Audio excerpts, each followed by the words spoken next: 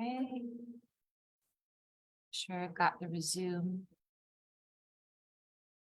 Awesome. Okay.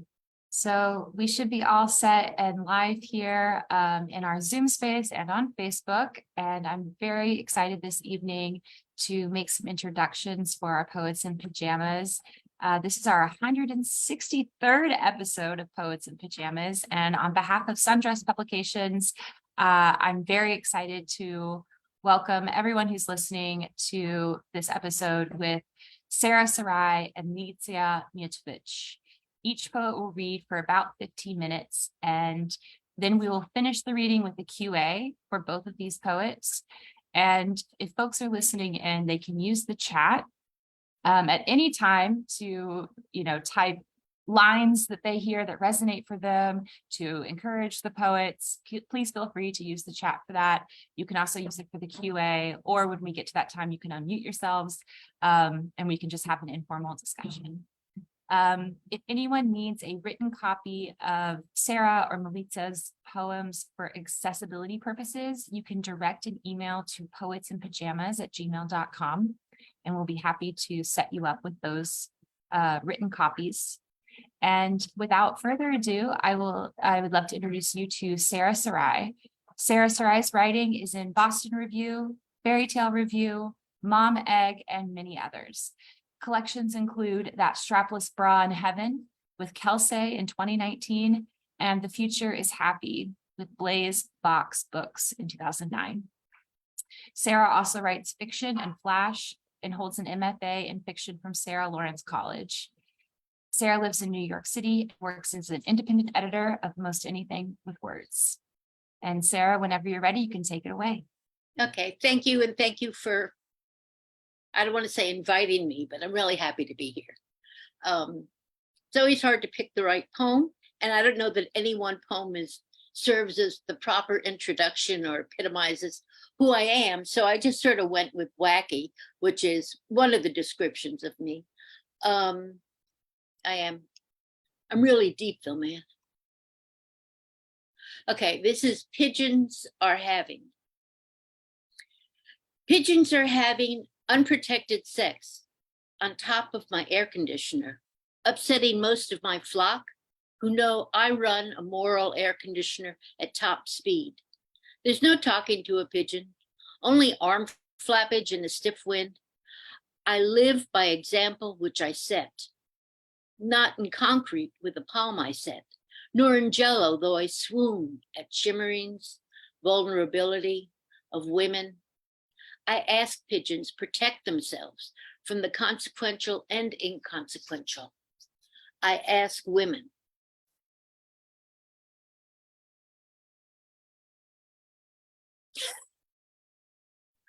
Okay, this is a Vegas vegan, and I wrote it very quickly. I love the West Coast.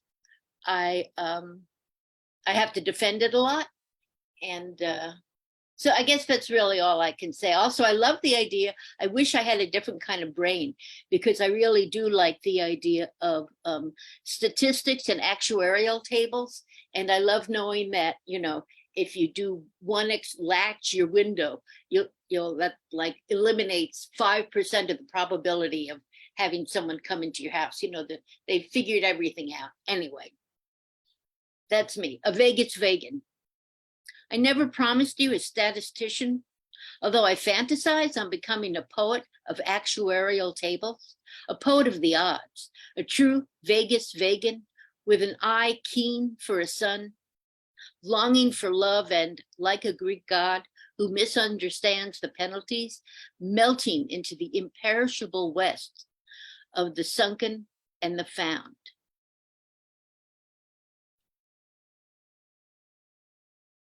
Thank you.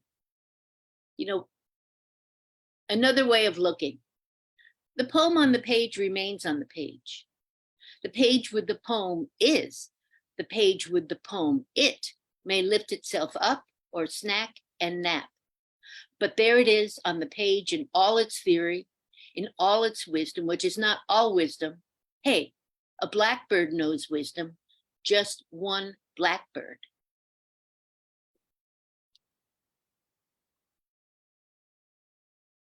No need, I'm sorry, no need to cast shade over the whole of them.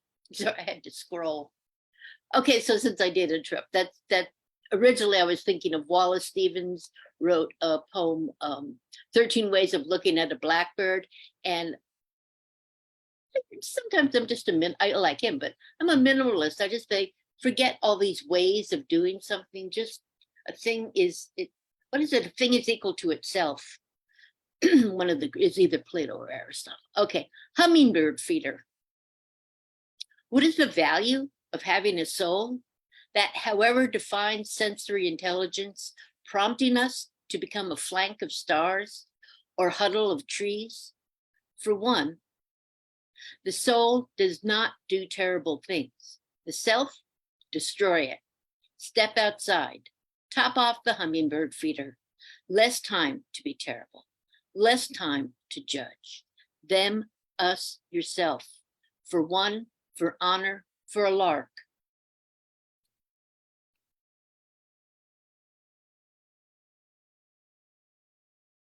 How brilliant Beethoven. It's a prose poem if you're looking. If my father believed he needed to arm himself against the insanely damaged, carrying rapid fire to end everyday school kids with still squishy bodies, perfecting daffy walks, or teens with their dreams of endless horizons after high school, some of them knowing life doesn't give up on its challenge, but that youth is a superpower.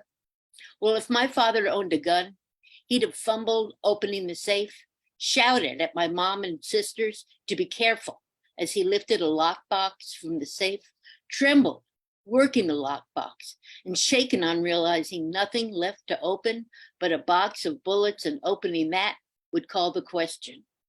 He'd have howled there was no lockbox in the lockbox in the safe, not that we ever owned a safe or lockbox to lock in it. Insisted we were moving back to New York.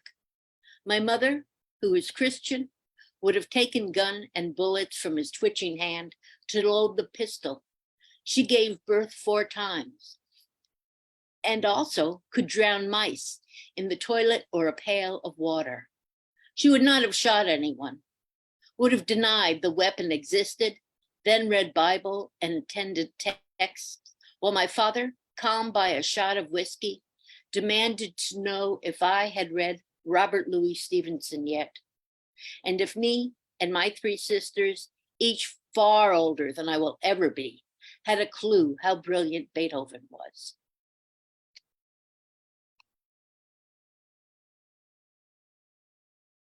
Okay, I wrote this backwind. So this takes place actually before, like let's say 1999. I don't know. Many can know something, backwind, many can know something, yet the thing is not known for years. Skillful we are at keeping it down. 9 of the 10 of us slap vodka into jelly jars, then up with club music and feet, all of ours poppity on apartment flooring. Management phone calls, the end. Mickey and I, 1 block to Union Square, where the night is a fragrant with burning Krishna. We sit top of the stairs to smoke. Our poppity host aced a job in film editing. The point is he aced out Mickey.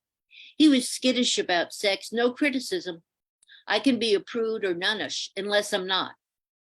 Mickey was receptionist. Reading film scripts was the perk. Oh, that back of the neck shiver, disgusting. She checked over her shoulder. Just a skateboarder using his own skin as cover for a perfectly thin chest. A dusty Hare Krishna lighting up. Mickey warned, don't tell anyone. In another month, New York City would be ashy, then recover with nonstop memory. Mickey meant Mr. Fatty Fat Fat, now bi-coastal in jail. Disgusting? Not dramatic, not close. We're all ashamed of something and try not to comment on others. But everyone knows, the professors, the executives, the politician, someone or everyone knows long before anyone has the backwind to speak up. So I knew about Harvey Weinstein, 15 years before he was a name. New Ohio Review, this is from there, was on a retreat in Vermont, and I fell in love with a pig and some other things. They're every yellow leaf. Jacinth looks at the pig and asks what she did in another lifetime to be so beautiful. Maybe not everyone would see it, but she's perfect. I am not everyone. I agree. Alice is perfect. A hippopotamus made compact. I stroke her dark hide and feed her fruit for breakfast. Cauliflower and a toasted bagel, plum jam. With the pig, Jacinth and I break bread. Jacob, who is new to this poem, buries his cigarette in a late fall lawn to take a call from Quebec. In bright sunlight, Alice considers eternally recycling life, is my guess. Jacinth has no interest in me or Jacob and praises only the pig, who is complete, is her guess. The heart gets lonely some days, is Jacob's guess. Feeding Alice renders longing and irritation irrelevant without obliterating either. Aspens snap their every yellow leaf. The trees expected we'd be gone by now. Their every yellow leaves don't guess.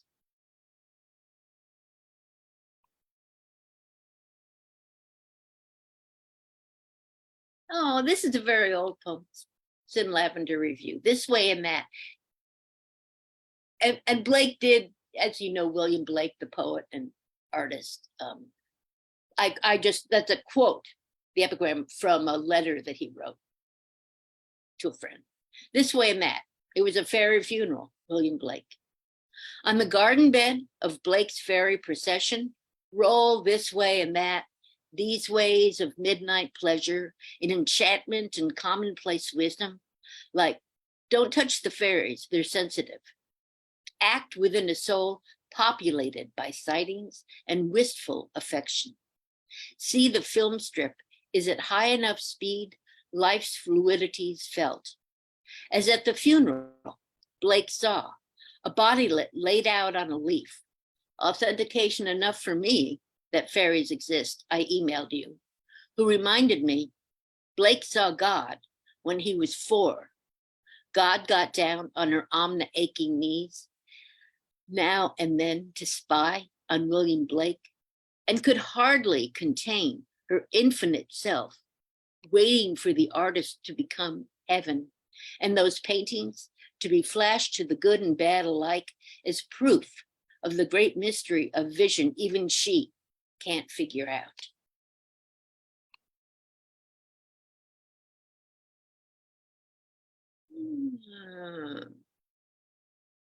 Okay, change the pace. In my brain tonight. All the kids are partying in my brain tonight. Mom, everyone's having fun in my brain tonight. Me too, I'm getting loaded in my brain tonight, all relaxed and marinating in my brain tonight, not attached to any promise of my brain tonight. No pleasure prissies in my brain tonight. Hella mamas, hella tunes in my brain tonight. Geneva Convention conventioneers, wild conventioneering in my brain tonight. And sure, tomorrow creeps in, but nothing in my brain tonight is petty. Not in this brain, not on this night. It was a lockdown poem.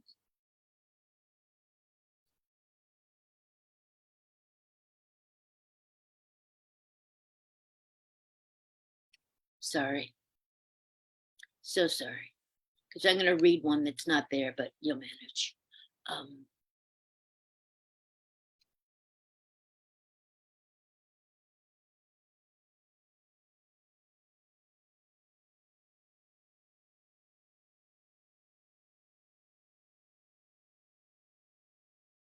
Shock White. Thank you for bearing up.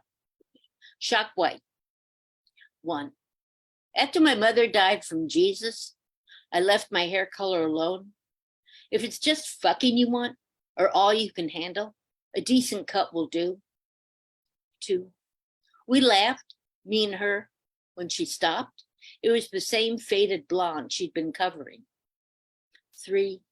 Once I quit, my hair prospered gray and white, and where you rubbed my nape, auburn, like my locks when California sun baked them red. When I was waiting to be something or someone and still didn't realize the woman who was my mother read only that bit of her job description on good shoes and teaching 4 daughters how to assemble do-it-yourself installations of shame. In the year of COVID fear, all the hairs on my head turned shock white, all white, only white. Back when Mom was killing herself in the name of Jesus, my next oldest sister jumped shock white. She did that over and over pleading thing too. Stop, stop, stop. No changing Mom is what I knew. The one time I floated my theory on the limitations of Jesus, who I like outside of church, Mom kept dying. Volition and a misreading of human possibility. Are the careless and evil winning? And I guess one more, is that okay? Sure, Sarah, if you want to do one more, that'd be great. Yeah, I don't have a time sense.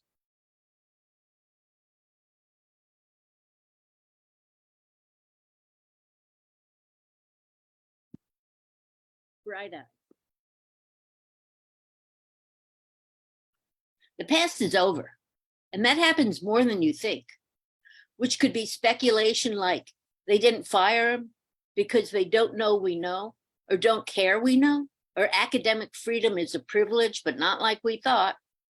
Memory is unreliable, making misdirection the sticker price of retrospection. The value of the past being how it orients instinct. Hey, holiness went that way? Your coworkers raided the dispensary. The shrink wrote you a script for Valium. The pain center was a tumor crazy for your right ovary. Read the sign and calculate a likelihood. Lovable odds, you'll self-spiritualize. The cerebellum zone passed on by your father Helm's navigationally precise insight, codifying you and him as a teensy admirable and weensily intimidating. Look to your future. It's malleable, not like ducklings, more like wet clay shivering in anticipation of thumbs. Unreliable memory is understudy for sublimity. Observation and waiting, a daily workout. Zero in on the thing bright-eyed and hopping with more.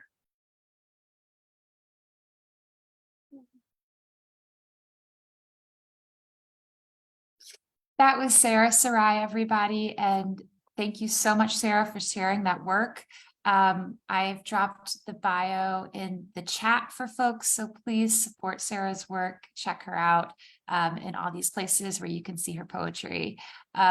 Next, moving right along, but do stay tuned for a Q&A so we can ask both these poets some questions. But next, I'd like to introduce everyone to Milica Mijatović. Milica is a Serbian poet and translator born in Brčko, Bosnia. She relocated to the United States where she earned a BA in creative writing and English literature from Capital University.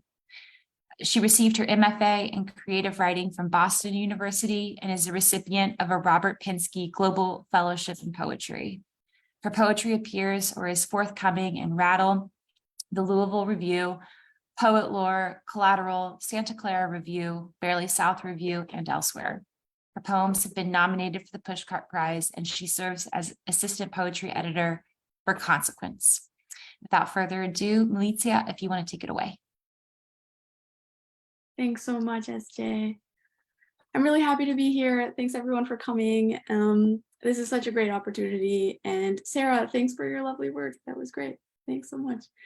Okay, we're just gonna jump right in. I'm gonna read some poems from my very first chapbook called War Food. This book takes place, most of the poems take place in my home, where I'm from, Brčko. And the first poem that I'm going to read is the first poem of the chapbook, to sort of set the scene. It was the last poem that I wrote, and definitely one of the most difficult that I've written in my life. And I think that's all I'll say about this one. Okay. Ex-Yugoslav War, 1991 to 1995. Sometimes I wish I was there during the war. I'd be me, but I wouldn't be my parents' daughter. I'd be their friend, part of their in-crowd, laughing when they laugh, ducking for cover when they duck. Sometimes I wish it so badly I forget I'm in America. Find myself seeing body parts on the ground, watch as Costa gathers them in his hands. I realize he's tending to fallen apples, and I stifle my scream. Later, when he offers me the fruit, I don't eat it. In my dreams, I'm more vividly dodging death by war. It's not that I want to die. It's guilt. Guilt for not being there, guilt for writing of it, guilt for fleeing. I keep scouring history books, poems, cemeteries, photos, voices, villages, wrinkles, graffitied walls, bridges. I keep looking for whom I'm to be ducking from. In my imagination, I carry no weapons. I see no enemies. Who is bombing us? Who are we fighting? How many of us have died wondering? I wish I could have been there to lift a wounded soldier's head, asked, "Šta radimo mi ovdje?" and listened. Maybe he'd know. The problem with three-sided wars is the assumption that two sides must be wrong. The problem with war is the need for one side to win. Sometimes I wish I was there when they tallied the dead and did or did not fumble to declare a victor. Who is it that won? The silence that follows creates a vacuum for anyone to howl into. I guess the loudest wins. In any case, this war follows me like a street dog, hungry and alone, leaves me wondering where the bones and landmines are buried.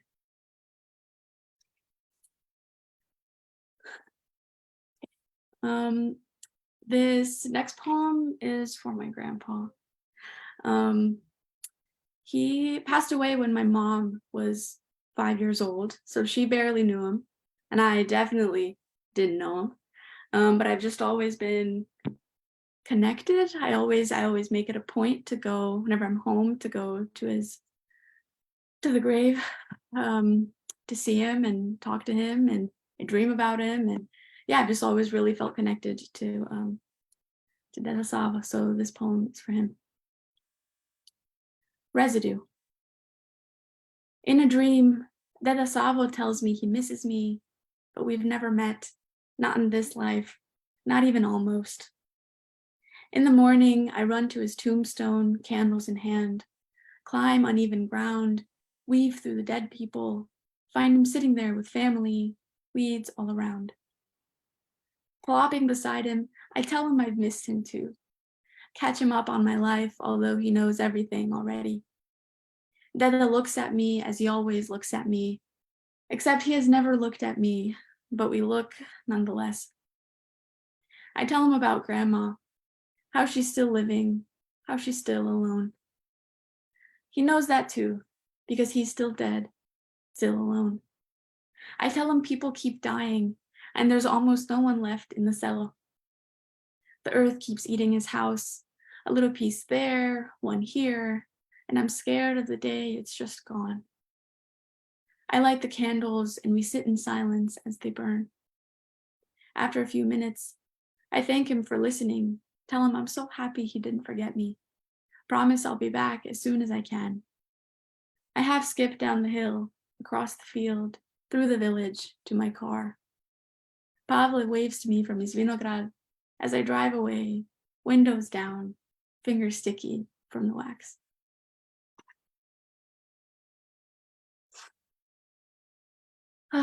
This next poem is the story of Mama giving birth to me in Brčko. The poem is titled Oj golube, moj golube, which is actually the title of a Serbian folk song that's really beautiful. If you haven't heard it, look it up on YouTube. It's great. But the word golub in Serbian means both dove and pigeon. In this case, we're talking about pigeons. And I think, Sarah, you opened up with a pigeon poem, so it's fitting. Okay, here it goes. Oj golube, moj golube. I was born to pigeons cooing. Was the war over then? Not sure. Officially, maybe yes, but Mama gave birth in a windowless hospital. And by windowless, I mean the windows had been shattered by bullets or shrapnel, so the draft almost killed all of us. The pregnancy ward was one room, beds like soldiers on the front line, babies like bullets aimed at the next 100 years. I asked Mama if she thought she was going to die. She said the pigeons were everywhere and everything smelled bad. I asked if anyone died. She said not everyone noticed this big pigeon in the corner, gray and blue, mora da Majka, poised and happy, warm. Sometimes I think I hear cooing, a sort of calling home. It's as if the pigeons remember Mama holding me till a nurse took me because Mama was coughing, sick. Both of us lived. It had to have been the pigeons. They were our peace treaties, our ceasefires. One time a man told me, every pigeon you see is a prayer. Svaki golub je molitva. And it made me wonder if Mama ever saw any pigeons at all. Okay, this next poem, it's called Phantom Scar Syndrome. And I think I was in high school when I learned about phantom limb syndrome and what that is. And I think I just started thinking, and a few years after this poem appeared. So here it is, Phantom Scar Syndrome. I can't find my scars, the ones that happened before my birth, the one on Mama's left eyebrow, on Tata's stomach, above his left ear, down his right leg. Sometimes I wince, touch those places on my skin where nothing is. I don't even know their stories, how long they bled, who helped them home, how they felt. My brain is relentless in the way its figments whisper and make me believe I was there. Is this possible, these phantom scars? Are there bullet fragments in me? We've landed in America after everything. I have scars of my own, like the one time I said I fell onto a broken Heineken bottle in the middle of some club and cut up my right arm. I hid the cuts from my parents for weeks, even bought some scar erasing cream online. Tata found out, investigated my arm and answers, told me they looked like war scars. I told him they weren't, not even close. Months later, I'd catch him rubbing his right arm, wincing, as if something were there but missing, unknown, lost.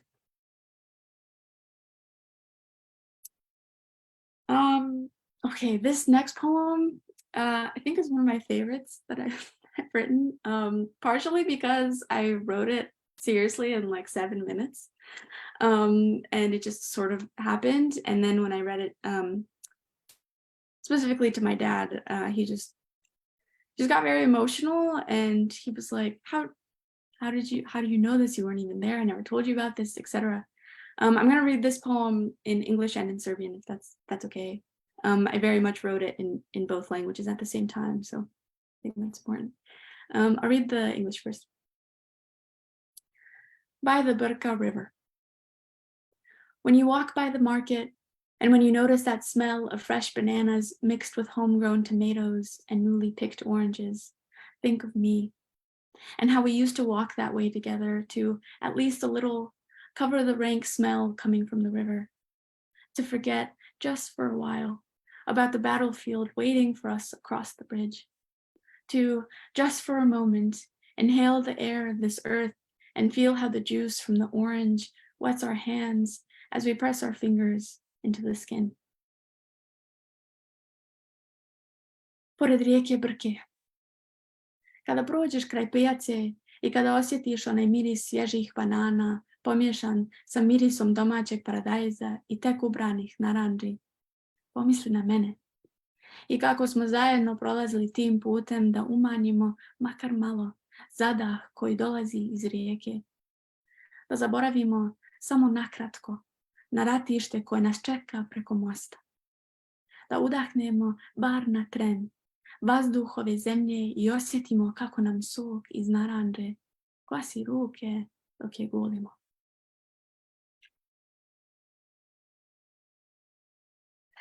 Okay, this next poem, I started it on a bench next to the river, Sava, which runs through Brčko, which is where I'm from. And I was watching this man on a few benches down, just sit and look and drink a little bit. And I think this poem just happened. So here's Roots. Roots. Plums save people from their loneliness. So we plant plum trees across the whole country and pray for a time plums don't have to worry about us. I watch a young war veteran drink from his paper bag 2 benches to my left. Bodies and bombs hide in the green sava while plums shake. He remembers everything when he closes his eyes because plums don't save. But they never leave him. There, they whisper. You won't explode alone.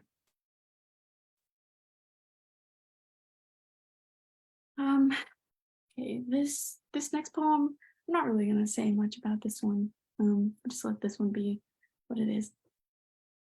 Aftermath. Love, did you know not one day is birthless? Proves days don't exist as objects we can pocket and savor later. The sun has been stuck in your throat. No one has knocked on our sky in months. Do we not matter anymore? Last night I threw a rock at a dog and nothing. Maybe we're both ghosts. Wonder how many friends he lost, how many of my friends he carried in his mouth. I walked over to him and he bolted. What have we done? I used to sleep on a radiator, hate having time to dream. War sleep is the best sleep until you almost kill your father. What I'm trying to say is I'm alive. And if I wish for anything, it's for you to be alive too. If I ever pocket a day, I'll save it for you. Okay, I think those are the poems I'm going to read from my chapbook War Food. The next 2, I have 2 more. This next one is called Flight Dream. And there's a really great Serbian poet by the name of Mijatović. And I absolutely took this from him. He had a bunch of dream poems, and he would title them with the object of the dream. So let's say he dreamt about the sun. His poem would be called Sun, Dream. And so I have a lot of bizarre dreams, so I write some poems about them, and here's one. Flight Dream. There are so many apples on the ground. I am an apple, no a bee, no the bee's stinger stinging my body. Why are there so many apples on our side of the fence? Why can't we just have the tree? Is that what Eve wanted? Maybe Adam did too. Tata wants the apples gone so he can mow. Ivana and I carry baskets. Suddenly, I am the handle on Ivana's basket. She sets me down. I watch as both of us throw some of the fallen back to our neighbor's yard, back to where these apples belong. Will someone ever throw us back where we belong? I am an apple, midair, coming home. And the last poem that I'll read is called Monday, and I think that's great because tomorrow's Monday, and here's some magic for your Mondays. All right, let's just read. Monday. Wear your moon dress tonight. the one that makes people believe in women on the moon of the moon. We'll go skiing without our poles, glide right into the ocean, laugh all the way down. Poseidon will greet us with wine and stories, and you'll ask him to take us to Atlantis. But he'll tell you, Moon girl, you don't belong in the city. And you'll tell him he's not a very good host.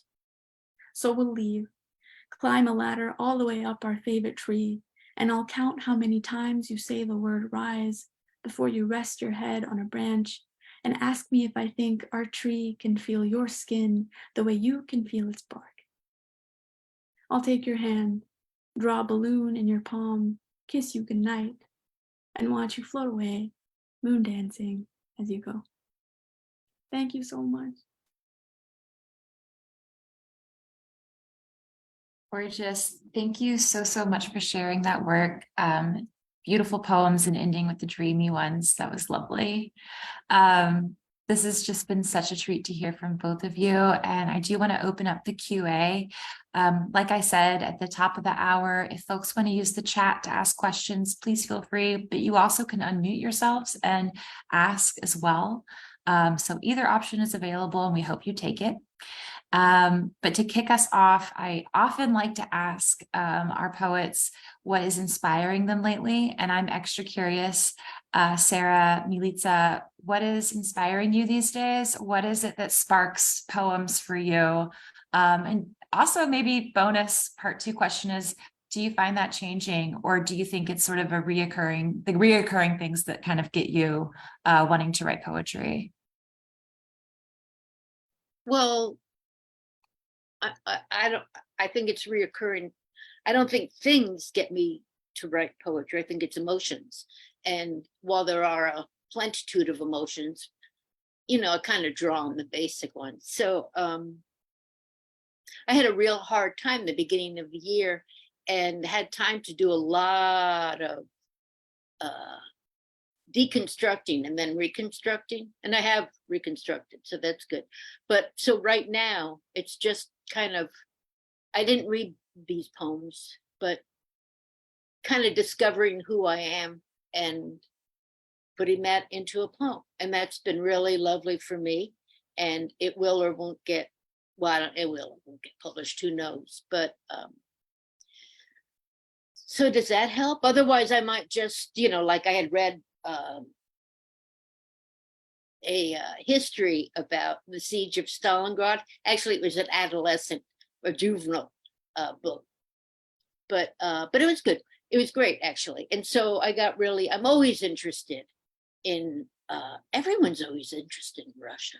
Anyway, so that's why I wrote the poem about the siege of Stalingrad. I think I identify with Stalin because he was from Georgia and my father was from Georgia. Very intense.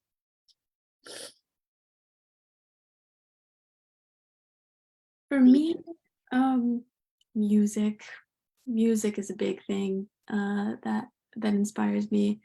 I mean, just the other day, I went down to Columbus, Ohio for a few days, and there was, in the hotel, there was a man playing the piano, and I just I heard it, and I went down into the lobby and I just sat there for a while and I wrote a poem.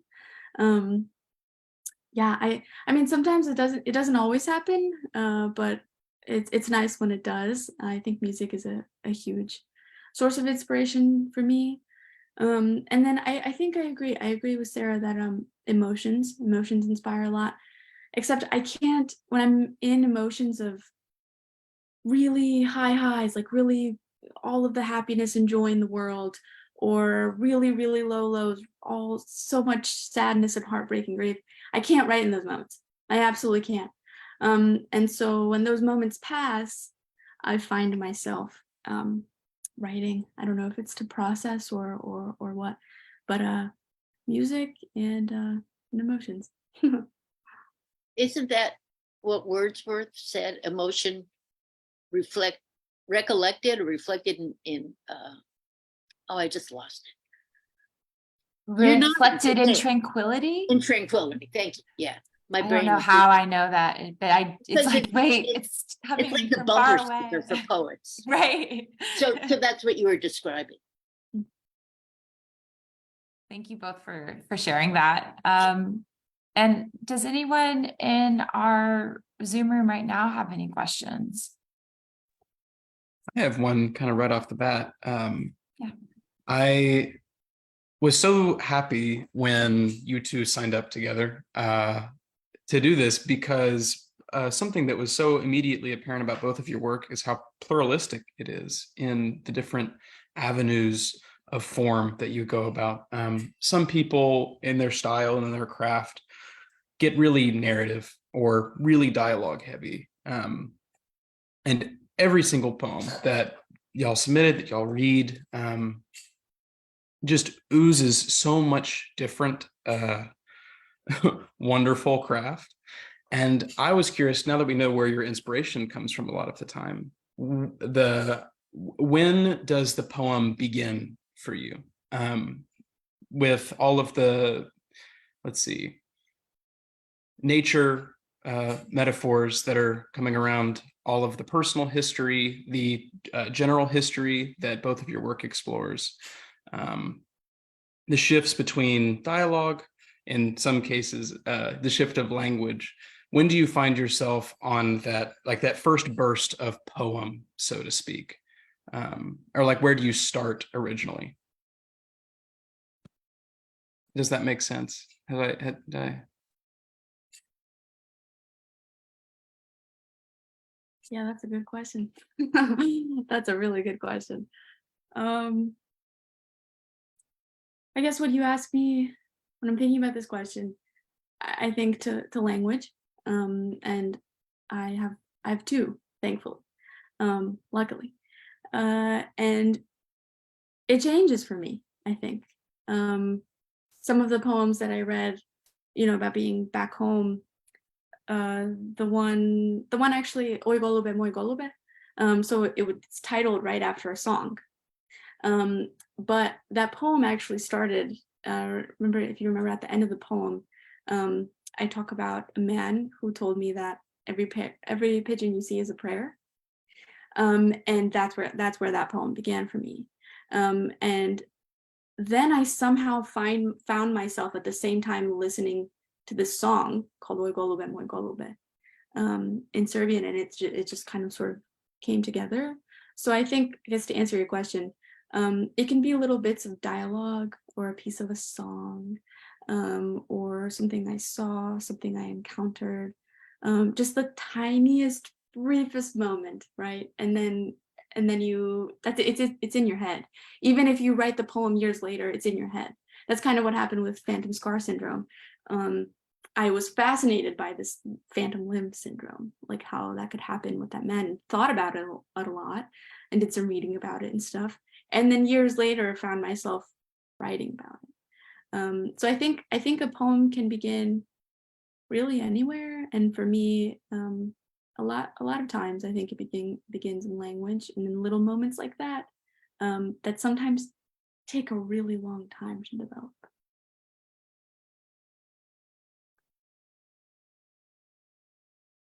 So I'm up.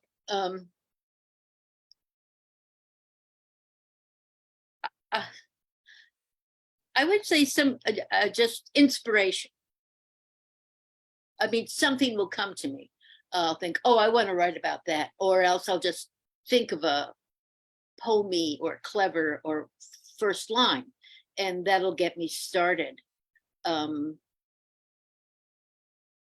So it's a kind of an inspiration rather than. I mean, I wish that I could write. There are poets who write tons about their history, and I just don't seem to have that. And people like stories. People like, even when I write fiction, I can't write a story.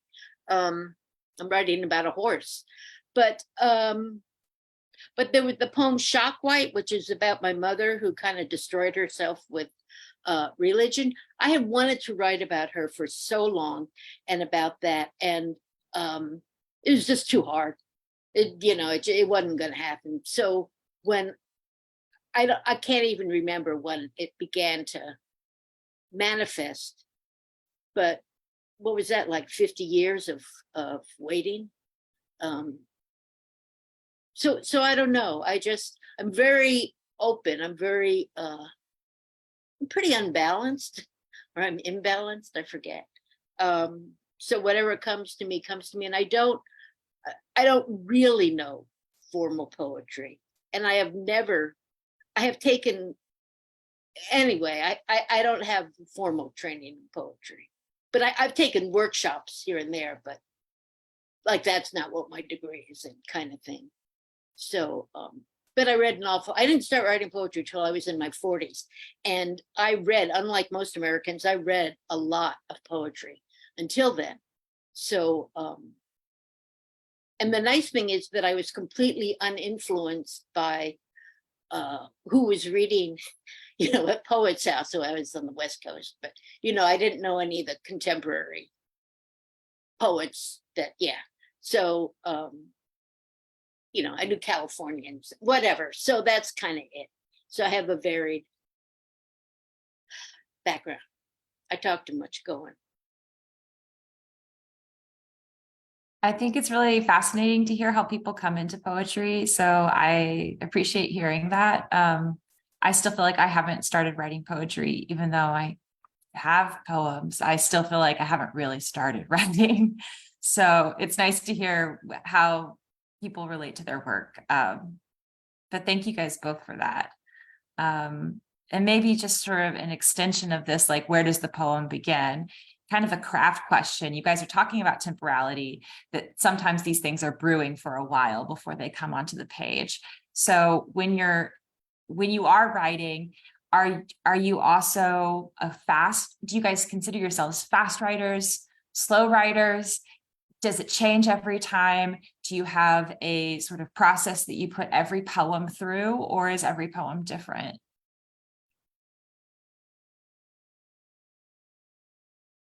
You want me to go first? Okay, I'll take it first, because every poem is different. I don't have a process. It takes me a long time to write most of my poems, simply because I just keep going over and over and over to make sure the word choice is right.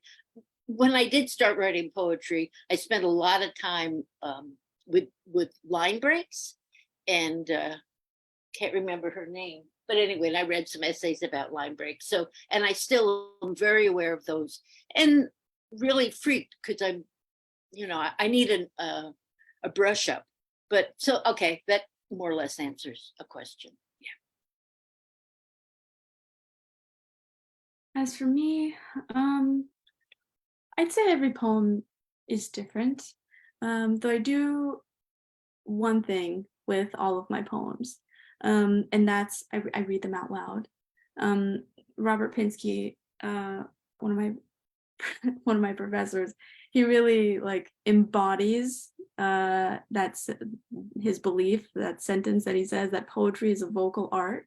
And it so is. It absolutely is. And so whenever I write a poem, I absolutely read it out loud and see what it sounds like feel it.